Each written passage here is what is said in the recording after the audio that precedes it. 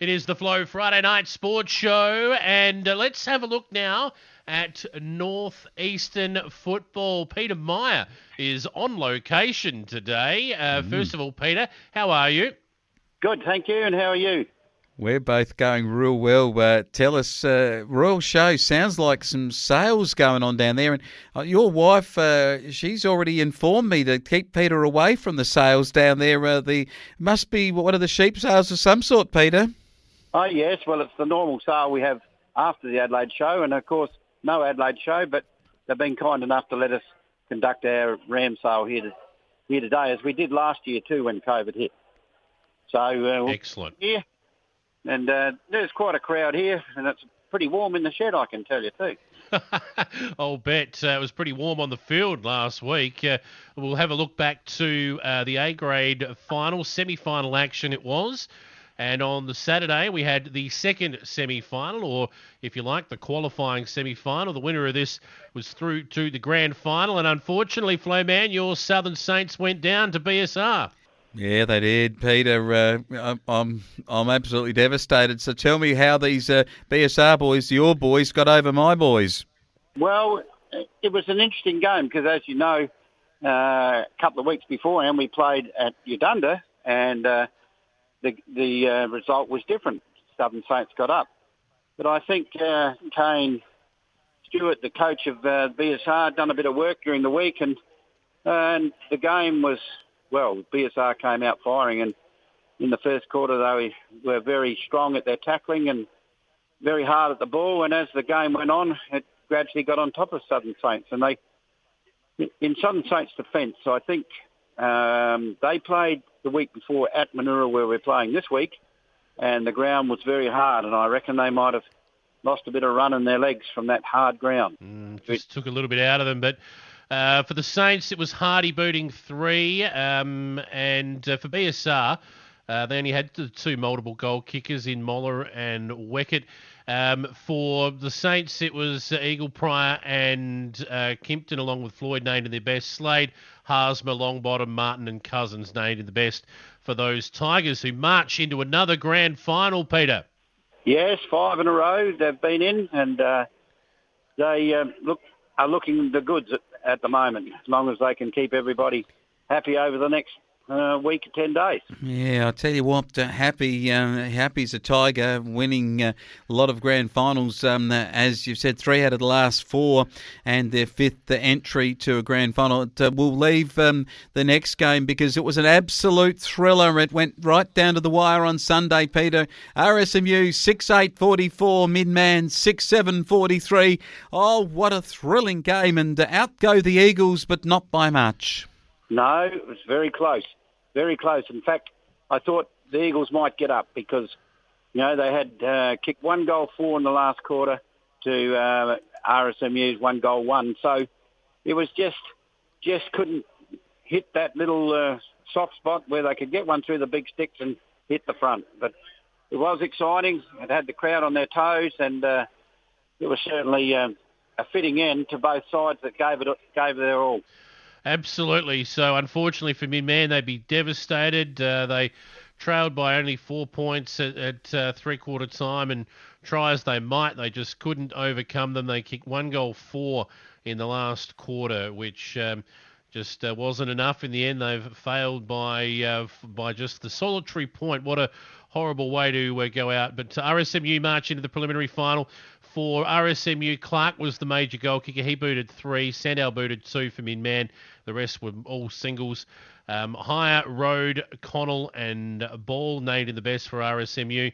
And for the Eagles, Riggs, Faulkner, Nichols and Sandow are their best. So season over for Midman. Pretty successful one for them, unfortunately. Just falling short there. And we head into preliminary finals this week, Flowman. Oh, I tell you what, Peter Meyer, this is so exciting. We're at Manoora. You mentioned the hardness of the ground and that from that week before, and that could be a telling situation across the prelim final day. Let's go to what starts out in the morning. It's the kids will come out to play the under-14s, Peter, and a good group of kids here that we've got from both sides playing South Clare and BSR. You favour probably the D's in this game. Yes. Both teams have come along. Haven't got any real big players, big kids in their side. Just a group of mosquito fleet young ones that can run, and they've got good ball skills. Both sides are very similar, and it will be the ones that settle the best and are able to use the ball best and get it through those big white sticks. It won't be much in it, I don't think. Either side could win. Probably because the Demons finished higher on the premiership table, they would be the favourites. But in the later part of the season, BSR's juniors have really played well under 14s. So be a good game. Great game for the mothers and fathers to watch. Indeed. Of course, BSR coming from fourth, you're right. So upset North Clare to knock them out. We move into the under-17s preliminary final. And speaking of North Clare, it's the Clare Derby, North versus South. Who do you like in this one, Peter? Both sides, I've seen them both play. North probably have got more height around the ground, but South play a very, very good team game. They work well as a team, and they've got some good young players, not as big, but certainly know where to find the ball and how to use it and do all those little areas. So that, again, will be a close game, but I think North will probably get over the top because they've probably got those bigger lads that can take those marks. And as you know, when you get in finals, big men never get smaller, but small blokes get slower. So I think in the end, the big marking blokes will tell the tale. All right, so let's go to the reserve now. You're at the Ram sales. The BBH Rams are playing in the reserves. Any of those farmers from the Mid-North found themselves down to the showgrounds there at all, down there, Peter Meyer? Yes, I see some BBH Rams players here today. They need to get home and rest their legs. But anyhow, walking around on these gratings here at the show is not the best thing, but a few of them down here. But that'll be an interesting game too because Min-Man lost their A grade. Whether it will depend how many players they can bring back that have qualified in the B grade to where BBH have set up their side pretty well and got organised straight after the minor rounds finished, and they've come through and have got an opportunity to play in this preliminary final, and they could be the surprise packet and get over the top of Min-Man with a bit of good footy, I think. So it'll be interesting to just see how that game goes. Oh, yeah, I reckon, Jace, looking at some of the players in the Rams side, you've got Casey Cooper, a legend of the club, the butcher from up there in Borough. He will be very much leading this group of younger players. Tommy Riggs there too, another one of their greats from yesteryear. They've got the Kellogg boys playing here. I reckon they're going to really take it up. Lee McDermott, I think, is named, and the Heinrich boys have been named for Min-Man. I'm going to tip the BBH Rams to upset to the Eagles here, but Jason, you tell me, call it. What do you see when you see this huge game? My Southern Saints in the senior game, they're going to come up against a really, really good RSMU side. Yeah, well, first of all, the Borough Butcher sounds like an episode of CSI. Yes. I'm not sure about running around there the reserves. But, yes, this A-grade clash will be a beauty. You've got the experienced RSMU who know what finals are all about against Udunda Robertstown, who we've been waiting for them to come good, and they have this year. To be fair, they were the minor premiers on percentage from BSR. They'll be cashing in their double chance. Peter, I'll give the Saints a big chance in this game to go through to the grand final, but I wouldn't be writing off RSMU either. No, I wouldn't write off RSMU. And Southern Saints came away from that game last week. Probably had a couple of guys that were a bit sore, so it'll be interesting to see how they come up this week and whether they play Saturday. RSMU got through relatively unscathed on Sunday, but only 6-day rest. RSMU got a few players like Van Loon, Levi Krause, and young Michael Lenny's back this week. He just served a 2-game suspension, so he'll give them something to shoot to up in the forward lines. Southern Saints, they've got Hardy, a prolific goal kicker and a good mark and a great kick, and the Schmidt boys and those.